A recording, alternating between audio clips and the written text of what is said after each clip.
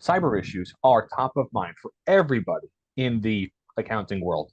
But what are the top tips and tricks for cyber offense and cyber defense? This is the NJCPA Issues Watch podcast.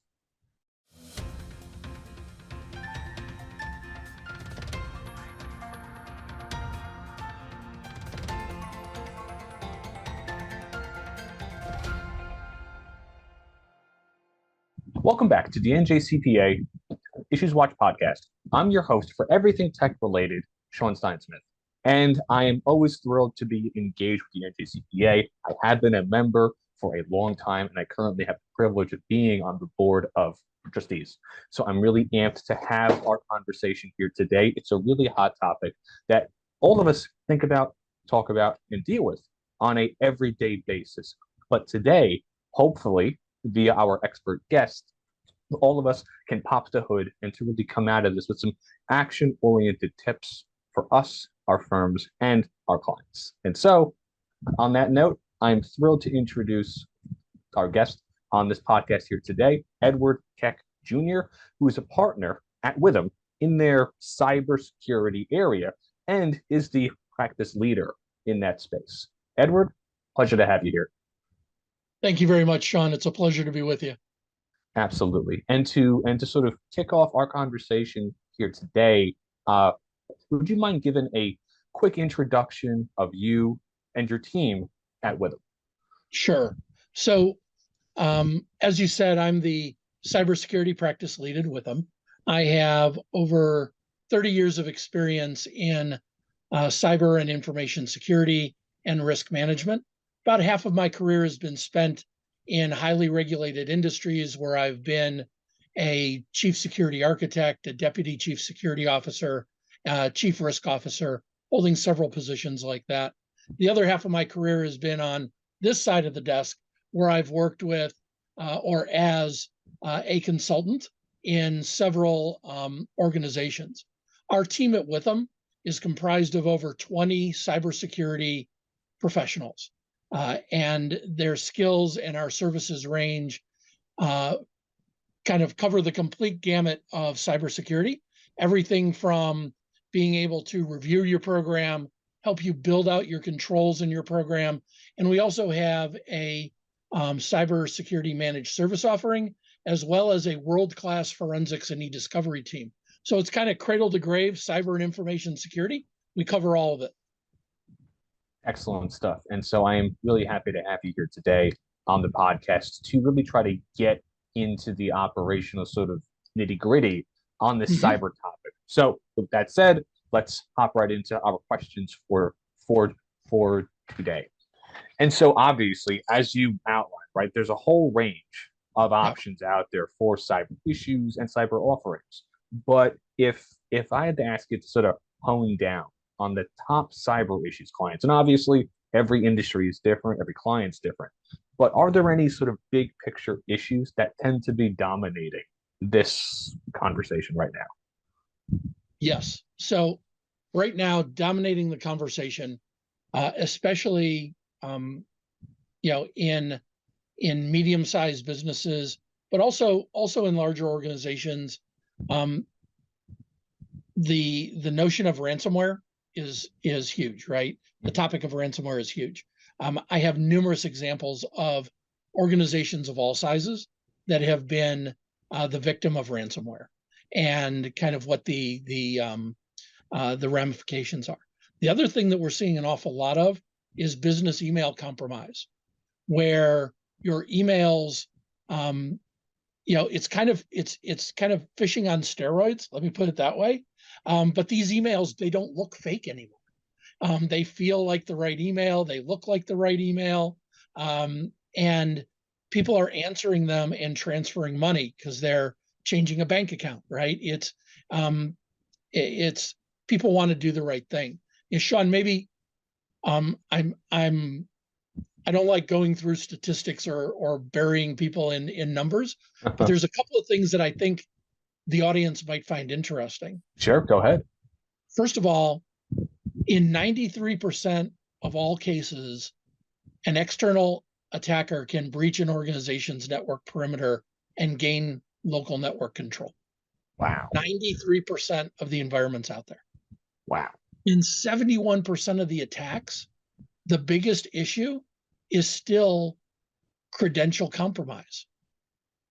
Okay. So IDs, passwords, things like that just aren't stored properly. And here's the biggest one. People think that, this is kind of limited to large organizations, right? What we're seeing is that 43% of cyber attacks are targeted at small business. Wow. So no one's really immune from any of this anymore, right? We're seeing it across the board. And 23% of the breaches are due to human error. And one of the largest contributors, once the attacker's in your environment, as to how quick they can get control, is unpatched systems. So that's about 60% of the time. So I don't want to bury people in stats, but if you just think about that and you think, well, my firm is too small, my clients aren't that big, I'm not dealing with Fortune 100, Fortune 500 companies, that's fine. You still are 43% of the pie. The cyber attack environment is targeted at your clients. So that's critical for everyone to kind of understand that we're seeing attacks at all levels now in organizations, not just in large organizations. Wow. And I mean, that's kind of frightening. Yeah. And so a add-on, right? That's off the prepped list right here. Is there any evidence that the rise in work from home or remote work has caused any uptick in this, or has it increased just anyway over the last 10, 20, 30 years? It's increased steadily over time, right? Okay. But let me give you an example that I share with audiences frequently when you talk about work from home. There was a private equity firm that was not a customer of ours prior to their event. The managing partner of the firm was working from home, so they had their laptop. They're working from home. Their son was in his bedroom gaming away, right? Like all of our kids do. If you've got high school, college age, even younger, they're in there doing their thing, right? They got onto the son's computer, and that put them on the home network. They discovered the father's computer attached to the home network and infiltrated the firm. Wow. Okay. Wow. And they were in every one of the portfolio companies, and that portfolio lost 30% of its value before they could get it rectified. Okay, so think about that. When you think about work from home and you think about, well, what could that mean to us, right? If you don't have the right controls in place around people working from home and how they connect to your environment, it can be catastrophic. It really can. And that was an example of an event that really went sideways really fast. Wow. And honestly, that whole scenario sounds like it's out of a movie, but it actually happened. My Yes. goodness. And so, okay, so obviously it's a big picture issue for companies of all sizes, and it's evolving as the workplace also does. So, Yes. are there any best practices for CPAs trying to talk to their clients on these issues and trying to, as you just put, sort of frame how these things can happen, either on site or off site? Sure. When you're talking to your clients, first of all, CPAs are you're their trusted advisor, right? Your accountant and your lawyer, that's who everyone turns to first, right? And what I tell everyone at our firm is just have a basic conversation. Ask your client. So, do you have any security concerns? Do you keep up with all of your patches And, are you using strong authentication? You don't have to be experts in that space, but ask them what they're doing, right? And if they come back with, kind of the head scratch or the no, I don't know, or if my favorite one is they go, yeah, my IT's guy has that covered, right? Ask them how they know, right? I was the IT guy for a while, okay, before I went into security, and it was in my best interest to make the CEO feel like everything was going well, right? Of And course. and I'm not saying that they cover things up, but they're also not in the trenches. The regular IT team, they're not in the trenches on security all the time. They're trying to keep systems up and running and keep you productive, right? You really need kind of that second lens. What I tell the CPAs is, ask them how they know. Well, ask them the last time they had someone just take a look at their environment, right? It's good to get that second pair of eyes, right? They're not preparing their own taxes. They're coming to their accountant to do that. Um, you know, why don't you have someone with in-depth knowledge at least do a checkup, right? And they should be talking to their clients about those types of things. The example I talked about early on of business email compromise. An example I can give you of that is an organization got an email that just said, hey, by the way, you're one of our best customers. We just changed our routing number and account numbers. Could you please update your books so that we don't, you don't miss a payment? Oh, sure, no problem, right? The way they found out that they were paying the wrong people, 2 or 3 months later, the CEO of the service provider calls and says, "Hey, we've always had a really good relationship. These are two smaller companies, right? Is there something wrong?" No, there's nothing wrong. Why? Well, you haven't paid your bill in 3 months. Okay, and what they found was that when we did the forensics and we looked back, the domain that the email came from looked exactly like the real company, except they used a Cyrillic character instead of an English character, which to the naked eye is almost undetectable. Okay. They lost $1.2 million in payments. They were able to get about 800,000 back of the 2 million that got sent to the wrong place, but they were still $1.2 million in the hole, right? Wow. So it's things like that. Ask your clients how they know. Ask them when's the last time they had any education in this space, right? I don't care if it's a 4-person office or a 2,000 or 10,000 person organization, you should be giving people basic training on how to recognize emails and how to handle situations like that.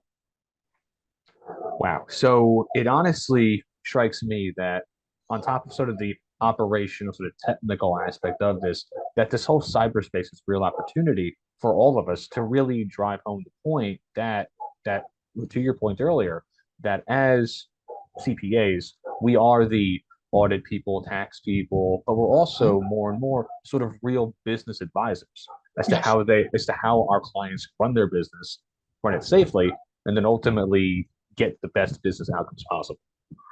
that's right.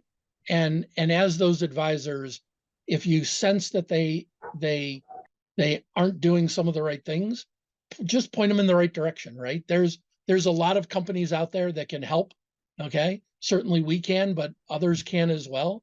And being able to say, well, maybe you should think about this, or that's really all you have to do to get them moving in the right direction.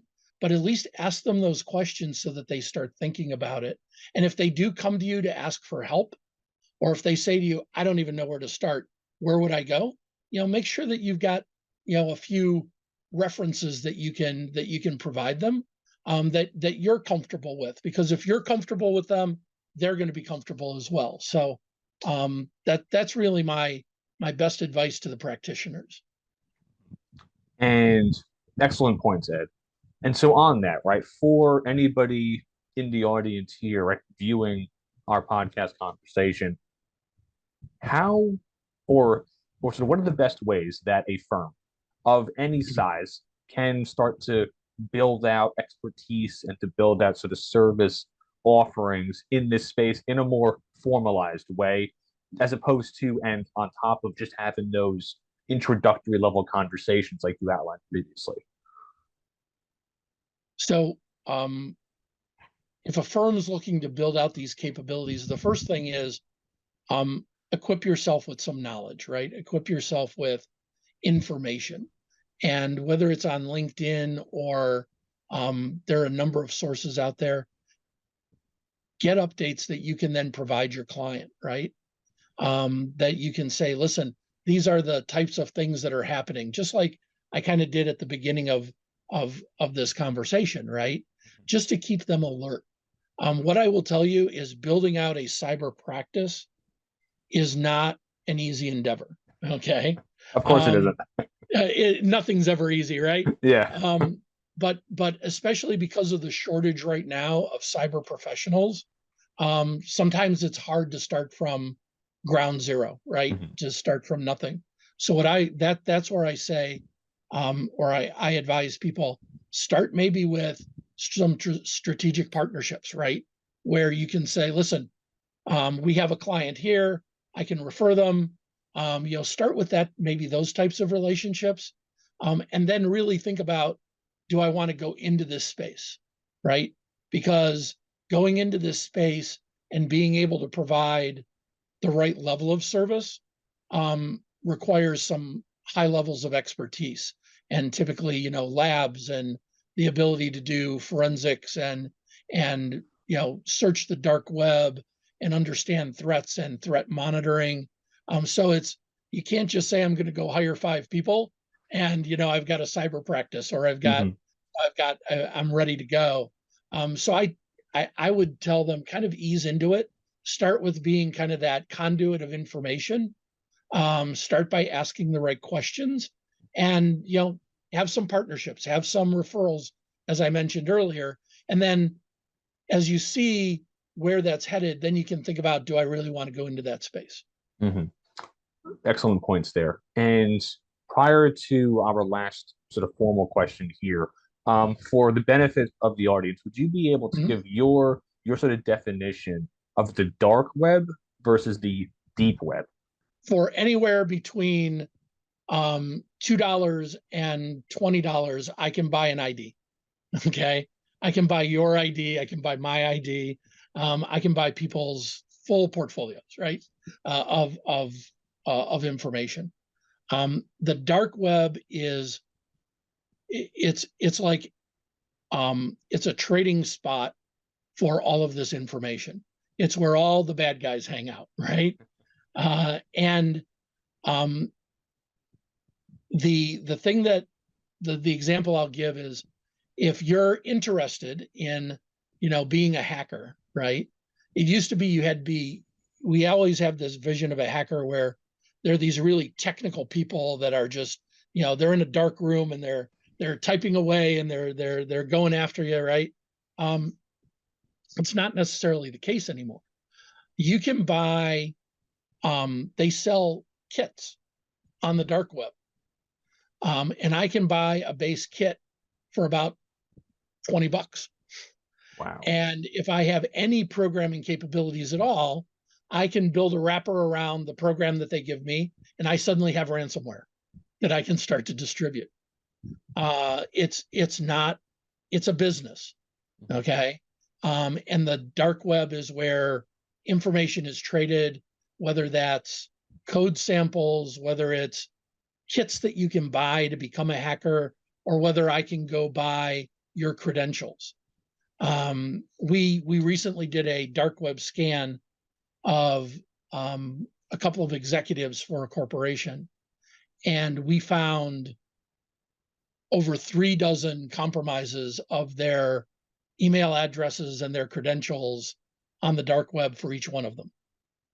And we quickly found a pattern where they were using the same passwords for home accounts as they were for business accounts, right? Mm-hmm. And it was when we showed it to them, they were astonished, right? So to think that for a couple of dollars a record, I could buy every one of those, and then I can just start trying to log in as you, even if I don't have a very sophisticated automated way of doing it. I'm likely to get in somewhere, right? Yeah. So that's the dark web. That's where, think of it as a dark alley. You just don't want to go down there, right? There's nothing good happening there. Wow. Wow. And so, okay, with all of this, right? It's an incredibly broad space. There are a lot of nuances to it as well. So, how do you and your team keep current on this wide range of issues? So we do a lot of research. We on regulations, we subscribe directly to the government sites where we Mhm. get updates on regulations and compliance issues and things like that. We also um, we also have our own lab where we do our own research work, and then it's really based on experience, getting to know or knowing where that information resides. Organizations like SANS, uh, organizations there is a number of them that produce breach reports and vulnerability reports, as well as organizations like Gartner or that, where you can glean tons of information. Some of it's for free, some of it you have to pay for, but there's a lot of subscription services where you can get updates. And what you'll see is that you'll find people who are kind of thought leaders in the space, and we like to publish our thoughts, right? So something will come out, you'll get a release on it, it'll end up in your inbox. There's no magic bullet here. Mhm. It's really finding those people, whether it's on LinkedIn or through other services, and staying up that way.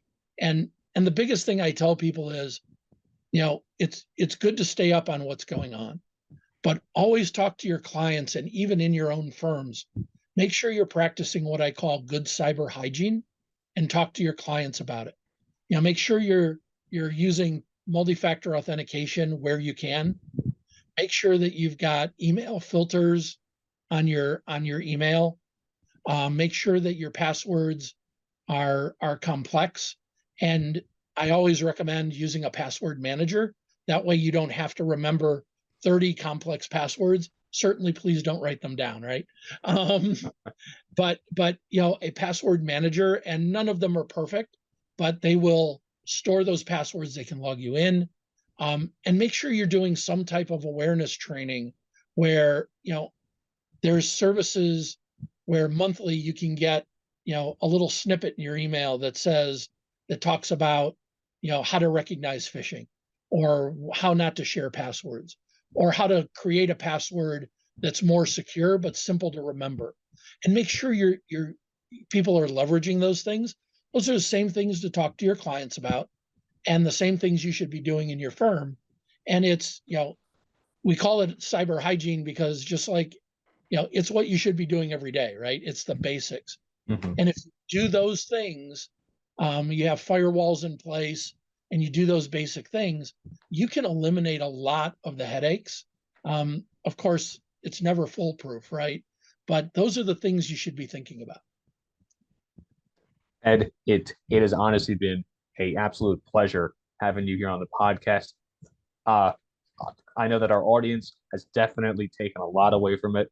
I've learned a lot today, and I will absolutely have you on again in the future, because I don't think cyber issues are going anywhere anytime soon. I'd be happy to come back, Sean, and you're right. They're not going away anytime soon. Absolutely. And just a few quick housekeeping items here. If any of you are tuning into this podcast and you aren't yet a member of the NJCPA Emerging Tech Interest Group, I highly encourage you to join.